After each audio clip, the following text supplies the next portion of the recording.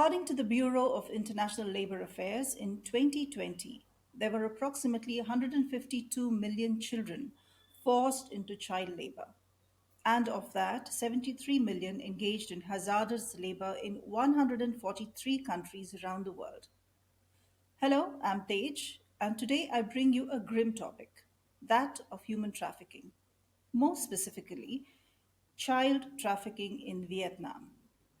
Today's guest is the founder and strategic director of Blue Dragon Children's Foundation. For over 20 years, Michael Brosowski has been working to keep kids safe and end human trafficking.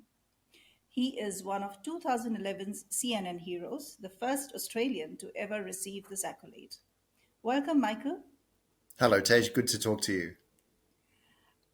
This topic is rather grim and it is very, very serious. How bad is the situation, and when did you come across this matter? Look, it is a bad situation, and I'm happy to share the kind of situations that we come across, the sort of exploitation that we see. But I also want to say that this is a topic of hope, because as bad as child trafficking is, I believe that there are solutions, and I've seen a lot of progress over the years. But here in Vietnam, children and young adults are trafficked, some within Vietnam, but to a greater extent, they're trafficked around the region, to China, to Myanmar, Cambodia, and even to Laos. And that's where they're either put to work or sold as a bride. And we have seen success in challenging this, in preventing it, and improving the situation so that it doesn't happen. So the stories can be grim, but there is always hope. Yes, I understand. But facing an issue like this every day, how do you deal with this situation? It's pretty sad to look at children like that, right? That's right. That's right. But I think what really makes the difference, and this isn't only my opinion. I'm quite sure that there's a lot of psychologists who will agree with this. If you come across a situation that you are totally powerless to influence, then you will be traumatized by that. But if you have some ability to act, to intervene, to make a change, then you can be resilient against that. In my work in Blue Dragon, we started out working 20 years ago with street children here in Vietnam. We weren't even talking about the topic of human trafficking, but we started to come across it, both as a separate issue and also seeing street children being trafficked and sexually exploited. And there were times at first when I felt that powerlessness, that I felt I don't know if I can make a change. I don't know if I can really make any difference for these children. And that was the absolute worst time of my life in this work. Now I've been able to get through those times and see that we can make changes.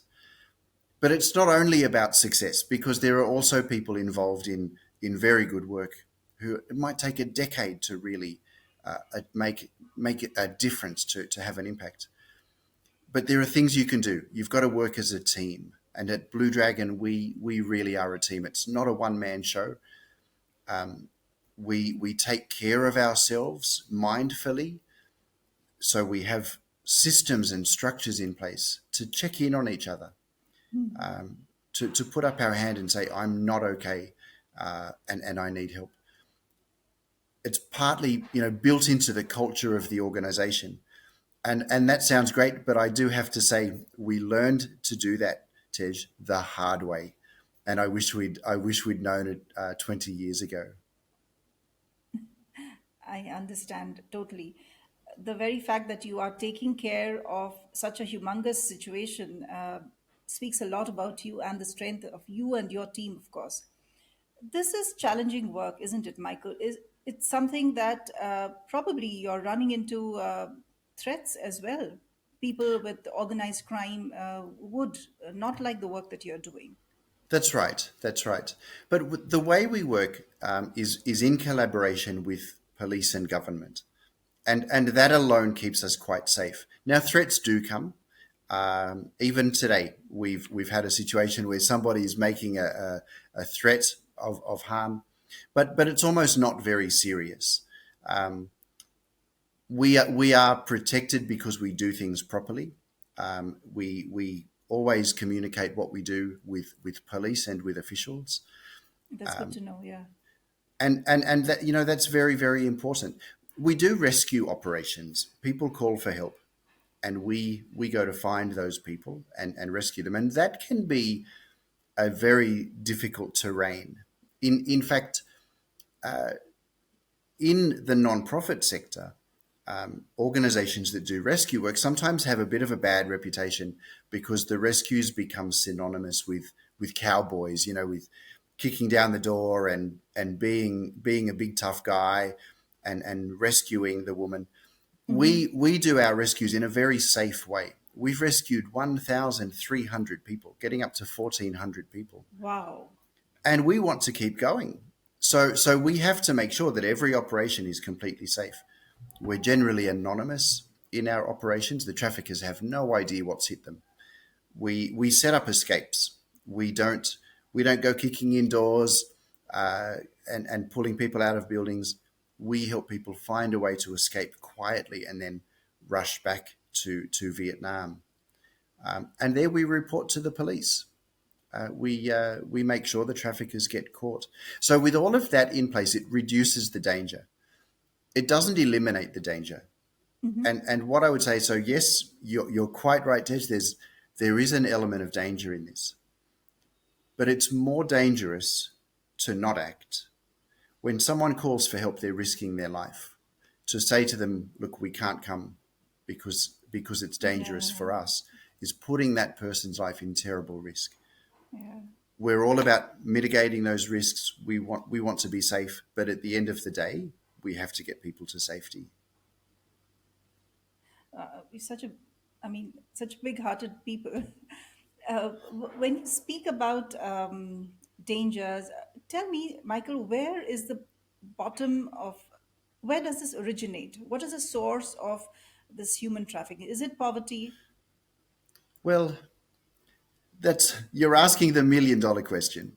Um, we find that trafficking in Vietnam, and I really have to emphasize that in each location, trafficking takes different forms and happens for different reasons.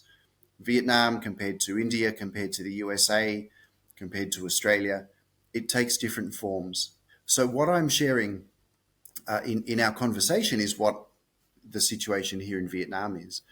The people who are most at risk of being trafficked in Vietnam are ethnic minority and women. So Vietnam has about 100 million people. About 15% of them belong to ethnic minority groups. A lot of people have heard of the Hmong, for example, but there's about another 60 something groups of ethnic minority people in Vietnam. They have their own Hmm. language, their own culture, and therefore it's very easy for them to become marginalized and outside the mainstream society. Of course, traffickers pick on that vulnerability. People from ethnic minority communities tend to live in remote rural areas. They tend to not have access or to have not accessed the same services like education, higher education, as the majority culture, and they may be less able to even report to the police um, because of just by virtue of their social isolation.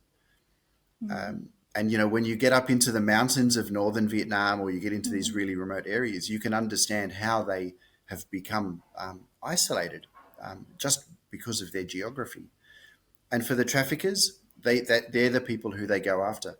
But having said that, we have rescued business women. We have rescued. One time, we even rescued a journalist from trafficking. So trafficking can happen Oh, to anybody, but it tends to happen to those mostly young women, mostly from ethnic vulnerable. minority Yeah. communities, and the traffickers tend to have the same profile as their victims. So they tend to be from the same communities. They tend to have a low Okay. education. Um, Now it's hard to gather this information. It's hard to know the full profile of traffickers. But Blue Dragon has been studying this, putting together the data that we can find, and trying to draw a picture because we want to intervene in trafficking. And to do that, we also have to see, can we prevent traffickers from doing their job in the first place? So that's where we're headed, trying to work out how to stop this before it happens. Right. Let's look at the staff that you have, the team that you have. What is your team size? Do you have any partners to help you with this? Of course, you spoke about the police and the government. But apart from that, do you have any other nonprofits or NGOs? Well, the context of Vietnam is that the government wants NGOs to work with them. It's a very interesting philosophy, and when it works, by the way, it's great. It doesn't always work as the theory says it should, but the idea is that as NGOs work, we build up government services so that one day we're not needed so much. And so we work closely with groups like the Women's Union, which is kind of a semi-government. It's not fully government, but it's a semi-government body. Okay. And it's an association of Vietnamese women all around the country. It would be hard to find a village without a Women's Union representative. So we work with them. At times we've worked with the Vietnamese Red Cross. And then, of course, with groups like the police and with local governments. And then Blue Dragon networks with other organizations that might provide services. For example, there are some NGOs or kind of social enterprises, I guess you'd call them, that provide training. And so we might refer the young people in our care to those training programs. So it's like a vast network, like a vast neural network. And we're constantly working out, how do we help this person? Which agency is the right one to assist them? But within Blue Dragon, we actually have an unusual strategy of providing end-to-end services. We're rescuing people. We're delivering welfare services. We build houses for families who are homeless. We help families start farms. We send kids to school. Right now we have 130 something children, young adults in university. Wow, that's amazing. You've got good numbers. That it's fantastic, and it keeps growing every year, which is just so inspiring. And then we go right through to working with the Vietnamese government on law reform. So we've worked with the government on a couple of law reform initiatives already. So we're taking what we learn from the field and we're feeding that into the government system. So as you could imagine, my staff are also a very diverse group. We hire a lot of people from ethnic minority communities. We hire former street kids, former beneficiaries. In fact, we have a co-CEO model in Blue Dragon where we have two CEOs, and one of them was once a street kid who I met on the streets of Hanoi and helped to get off it and into education and a job. So it's a really diverse and passionate team. It's hard, you started out talking about the grim nature of this work, and you are right. But if you come to the Blue Dragon Center in Hanoi, you wouldn't know. It's a place of joy. It's a place of togetherness. One of the glorious things that we do is that staff and kids have lunch together every day. And we're sitting there, we're sharing meals with the children, talking about their morning, talking about their dreams. So we, as a staff team, we're very different people, but we're bound together by a belief that we can make things better. Let's take a break to understand what Chezuba is. Everyone at some point ponders on how this beautiful life can be made more meaningful. Maybe you're a leader trying to enhance your employees' experience at your organization.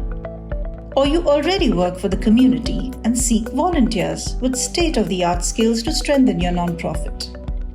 Whatever your situation, know that you can make a difference.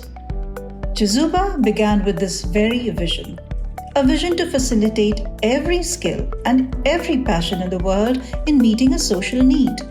Corporate volunteering has several benefits for both businesses and organizations. In parallel, experienced and enthusiastic volunteers join NGO workers, enabling them to serve the community more effectively.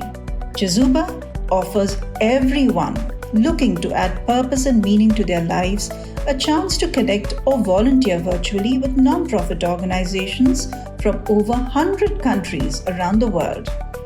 Visit www.chezuba.net and explore opportunities to find meaning.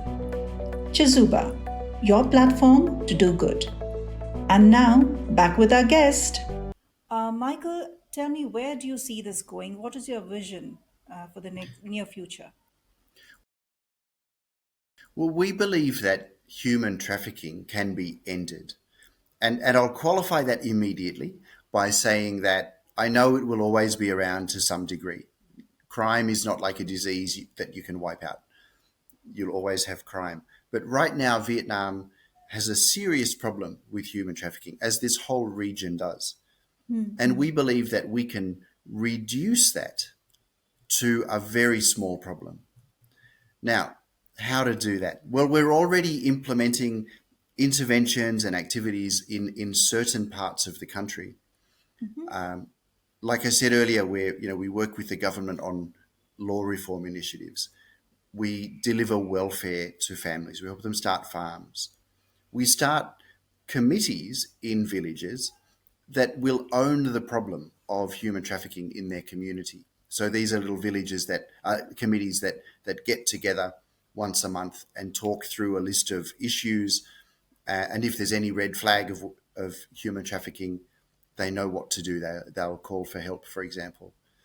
So we've got these happening in certain areas of the country. What we want to do now, and we're starting already, is to expand to new locations. Okay. What we're doing, the reason we're not going to try to set this up ourselves in every village of Vietnam, but we want to try and test this model in lots of locations, in geographically different places, and prove first to ourselves and secondly to the government that this works. The long-term goal, you see, is that we can go to the central government and say, hey, look, we've been doing this and this has been the result. If you roll this out across the country, this is the impact that you will have. So we're building up that body of evidence, I could say. And of course, while we do that, we're actually helping people in real time.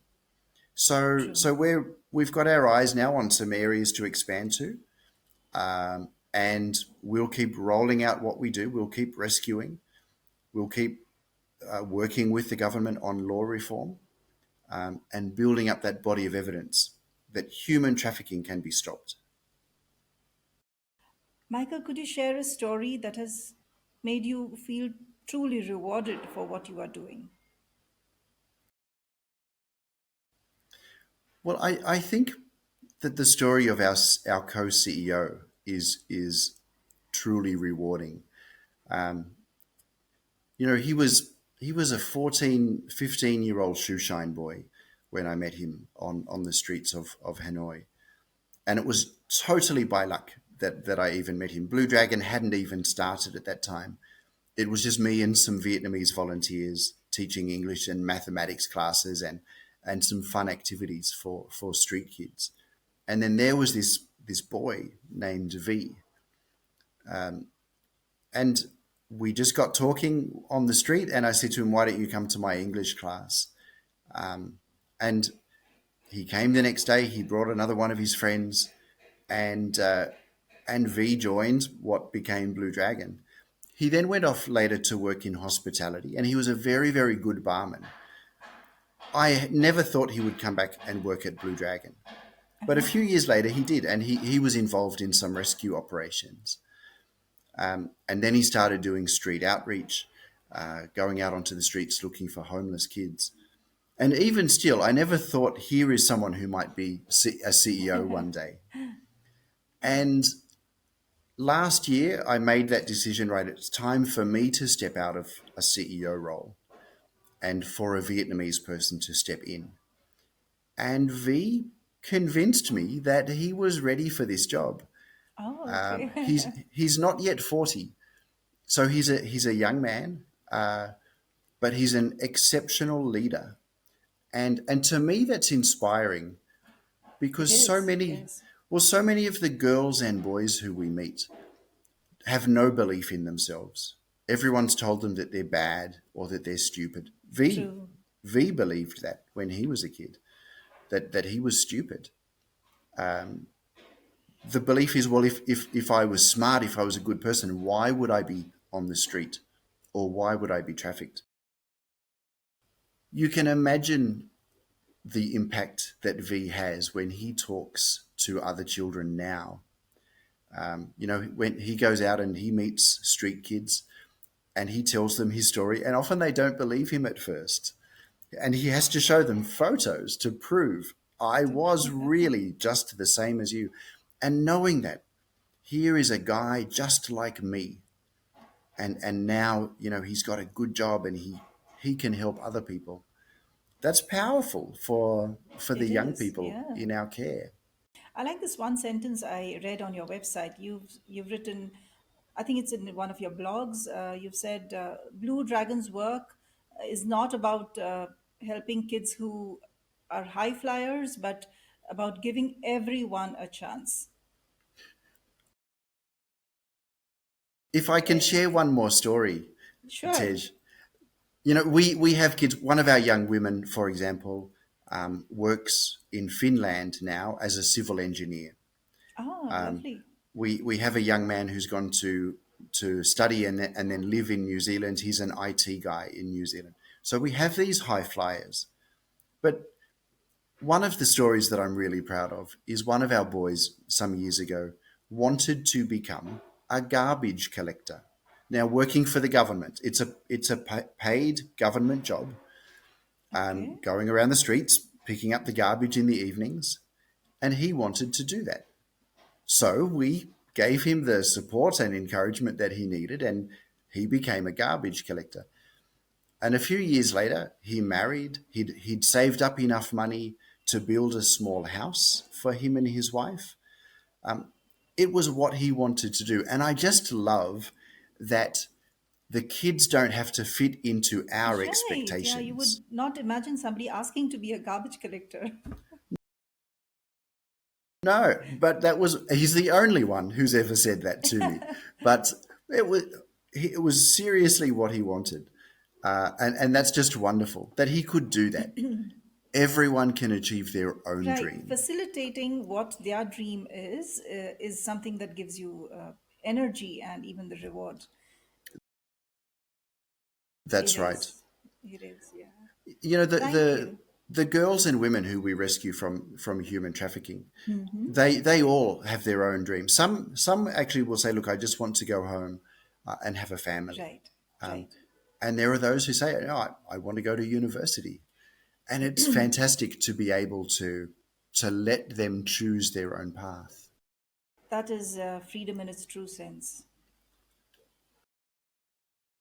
That's actually a Thank very you. good insight. Thank you, Michael. You are doing commendable work. It is not every day that one comes across true heroes, working at this ground level.